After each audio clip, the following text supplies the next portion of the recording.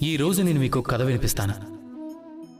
ఒకప్పుడు ఒక వ్యక్తి తన ద్వారం మీద ఇలా రాశాడట, నేను ఎంతో దుఃఖంలో ఉన్నాను, దయచేసి నన్ను కలవడానికి ఎవరూ రాకండి అని. కొంతసేపటి తర్వాత అతని మిత్రుడొచ్చాడు. అతడు ఆ మాటల్ని చదివాడు. అయినా సరే వెళ్ళి అతన్ని కలిశాడు. అతను ఏమన్నాడంటే, నాకు చదవడం రాదు, కానీ నీ మనసులో ఉన్న దుఃఖాన్ని చదవటం మాత్రం నాకు బాగా వచ్చు అని అన్నాడట.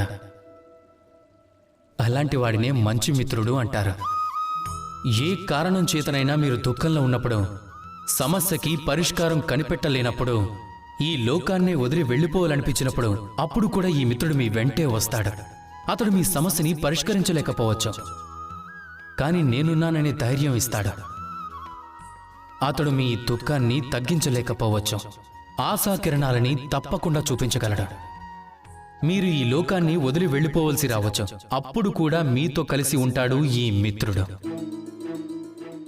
అతడే మంచి మిత్రుడు. ఈ మనిషి మనసు చాలా విచిత్రమైనది.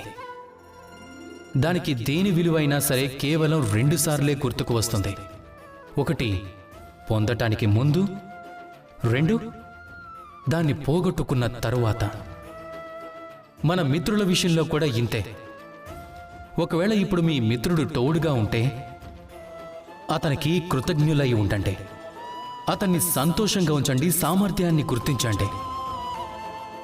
ఒకవేళ అతన్ని పోగొట్టుకున్నారు అంటే ఎంత పశ్చాత్తాపడినా అతను తిరిగి రాడు. ప్రేమతో మీరు మీ మైత్రిని కొనసాగించండి. నాతో కలిసి ఆనందంగా పలకండి. రాధాకృష్ణ.